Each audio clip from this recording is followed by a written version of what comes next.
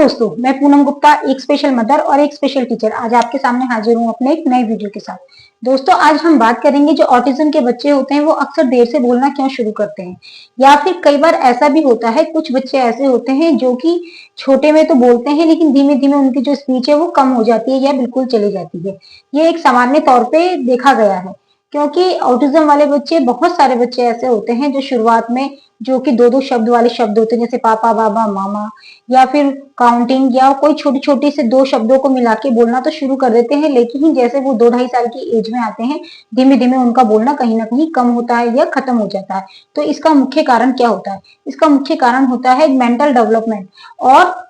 सामाजिक जुड़ाव में कमी, क्योंकि ये बच्चे जो होते हैं ये सोशल नहीं होते हैं, ये दूसरों की तरफ मिलना या देखना नहीं चाहते हैं। तो उस समय में बड़ी समस्या होती है और बच्चा जो है जो बोलता है वो भी बोलना बंद कर देता है और अपने में ही गुम रहना शुरू कर देता है। और कहीं ना कहीं मेंटल डेवलपमेंट भी होता है इन बच्चों में, कहीं ना कहीं अकेलेपन की बहुत ज्यादा परेशानी होती है, जिसकी वजह से जो बच्चे हैं वो दूसरों की बातों को ना तो सुनना चाहते हैं और ना ही बोलना चाहते हैं। दोस्तों, जो ऑटिज्म वाले बच्चे होते हैं अक्सर दूसरों को देख के ही बहुत सारी बातें सीखते हैं या बहुत सारे कामों को सीखते हैं। जैसे कि हम बच्चे को अगर किसी थेरेपी सेंटर पे ले जाते हैं और वहां पर जब उसको कुछ कामों को करना सिखाया जाता है तो धीमे धीमे वो बच्चा उन कामों को करना सीख जाता है। तो ऐसे में बड़ी सारी चीजें बहुत ज्यादा परेशानी की हो जाती है, क्योंकि यदि बच्चा अगर घर में बिल्कुल भी कुछ नहीं सीख रहा है और वो बाहर जाके सीख रहा है तो हमें थेरेपी सेंटर में हम सिर्फ 1 घंटा ही बिता सकते हैं, या फिर उससे कुछ समय ज्यादा तो हमें उसके लिए बहुत सारे पैसों को पे करना पड़ता है। तो समस्या ये होती है, ये बच्चे दूसरों के द्वारा नकल करके ही अधिकतर सीखते हैं। इनकी प्रमुख समस्या है ये आंखों को नहीं मिलाते हैं, जिसकी वजह से इनकी जितने भी शब्दावली है या जो इनके वर्ड्स हैं वो बहुत कम होते हैं, और ये आंखों को मिलाए बिना कुछ भी नहीं सीखते हैं, क्योंकि जब ये आंखों को मिलाना नहीं चाहते हैं तो ये बातों को सीखना भी नहीं चाहते हैं और वो अकेले में रहना ज्यादा पसंद करते हैं। जो ये बच्चे होते हैं इनके माइंड का जो रिवार्ड पार्ट में होता है वो आवाजों को और शब्दों को सही रूप से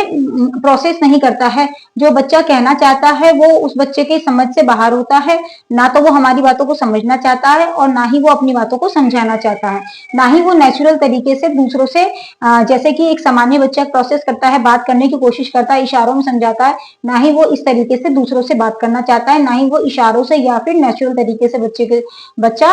सामने वाले इंसान से बात करना चाहता है। तो ऐसे में जो है बच्चे की जो है बोलने की जो है बहुत बड़ी समस्या हो जाती है, और वो बहुत लंबे टाइम तक जब उन शब्दों का उपयोग नहीं करता, बात नहीं करता, तो उसको बोलने में कहीं ना कहीं परेशानियां आती हैं और बच्चा बोल नहीं पाता है।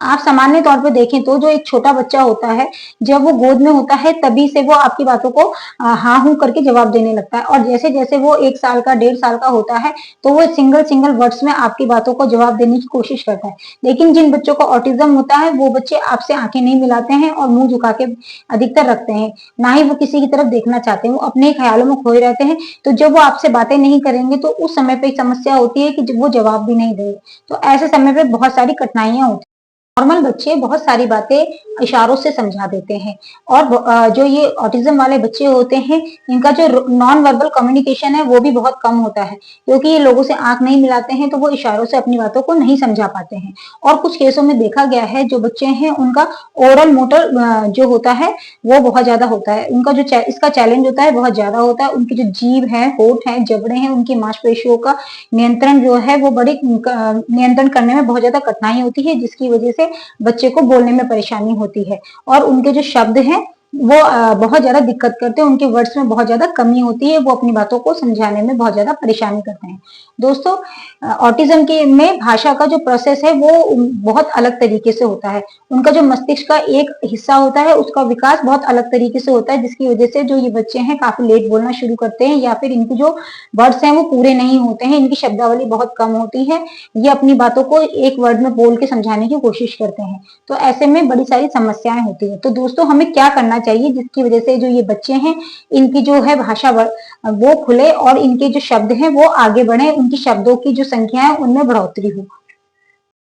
है कि बच्चे की कम्युनिकेशन स्किल्स को बढ़ाने के लिए दोस्तों हमें बहुत सारी बातें करनी चाहिए और ऐसी बातें करनी चाहिए जिससे जो बच्चा है उसमें थोड़ा-थोड़ा उसको इंटरेस्ट आए और उसके जो है वो जवाब देने की कोशिश करे। चाहे बच्चा जवाब दे चाहे ना दे, लेकिन हमें लगातार बच्चे से बात करनी चाहिए। उन्हें हमें कुछ ऐसी स्टोरीज़ या ऐसी चीज़ें समझानी चाहिए या सिखानी चाहिए जिसमें बच्चा उत्साहित होके जवाब देने की कोशिश करे। वो आपकी बातों में ध्यान लगाए। तो ऐसे में बच्चे के जो है बोलने का जो है समय बहुत अच्छी तरीके से वो समझता है, तो बहुत सारी बातों को बोलने की कोशिश करता है। तो दोस्तों उनका जो है बोलने की इच्छा बढ़ती है, उनकी जो शब्दावली है, जो उनका वर्ड्स का कलेक्शन है वो बढ़ने लगता है स्टोरीज को सुन के, और उससे बच्चा क्या है अच्छी तरीके से जवाब देने की कोशिश करता है।